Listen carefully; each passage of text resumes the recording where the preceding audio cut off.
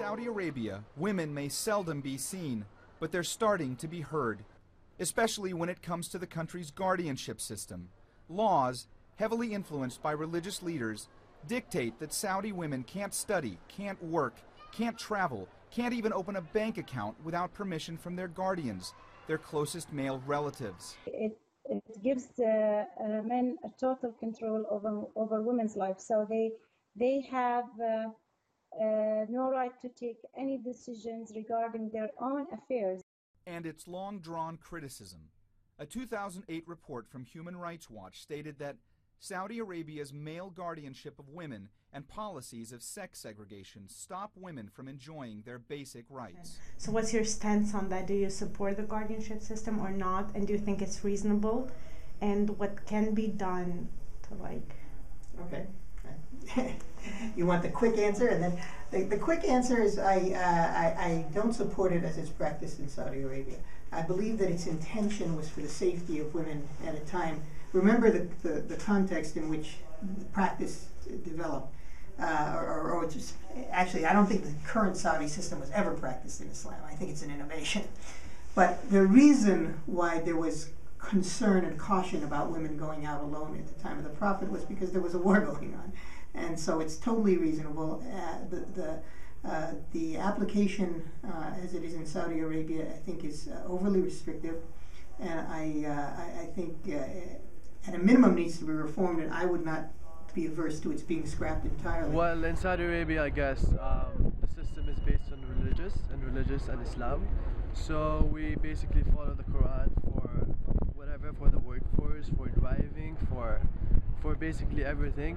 There is a campaign called My Guardian Knows What's Good for Me. Okay. In Saudi. So do you disagree with that? Yeah, because it just means that basically women can think by herself.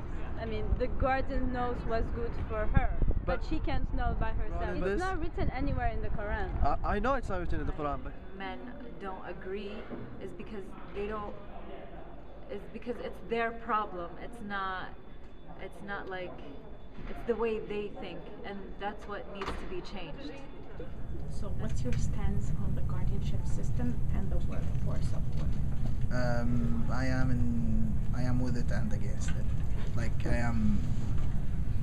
I'm not biased to some direction. No, I'm with it in some situations.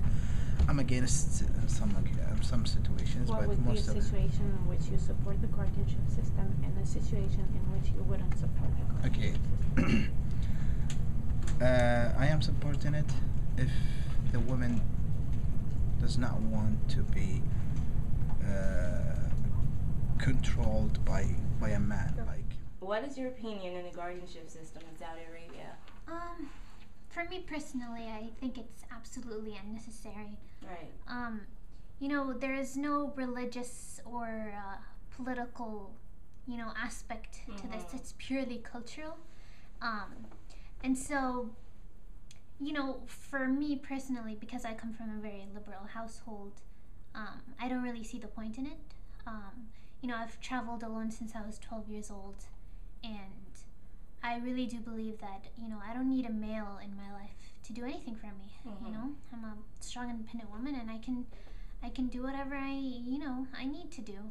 What are you planning on doing after? Are you planning on going back, or what are your plans? That's a tough question, I guess, for anyone. But, I'm studying international politics, and so if I would go home, I know that there's no job opportunities for me. So my best option is to stay here, but in the same time, it's a very difficult option for me. I'm competing here with locals, and, we'll see what happens. But I have to go where my opportunities are. And if that's not my home country, then I can't do anything about it. Okay. I think it's a matter of interpretation. All right. What is your opinion on the guardianship system in Saudi Arabia? Well, I personally don't agree with it, and I don't like it, but I have to follow it because my parents forced me to, and I can't really change it. Impatience. We're tired of being patient. My grandmother told my mother step by step. My mother told me step by step. No way on earth I'm going to tell my daughter step by step. So we just had enough. I mean, we want things to happen. We want them to happen now. And we don't want any excuses for them not happening. No religious excuses, no cultural excuses, no economic excuses. We want them to happen. We're asking for beautiful things, for the right things. And there's no excuse not to give them to a nation. Wajiha Al-Huwaidar is one of Saudi Arabia's most visible women's rights activists.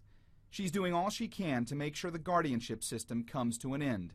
In June, she wrote an open letter of appeal to U.S. President Barack Obama on the eve of his meeting with Saudi King Abdullah, likening women covered by veils in Saudi Arabia to the birds covered with oil in the Gulf of Mexico. Al-Huwaidar wrote, "These birds can hardly move. They have no control over their lives and they cannot fly freely to go to a place where they can feel safe. This describes Saudi women's lives. I know that kind of pain. I have been living it."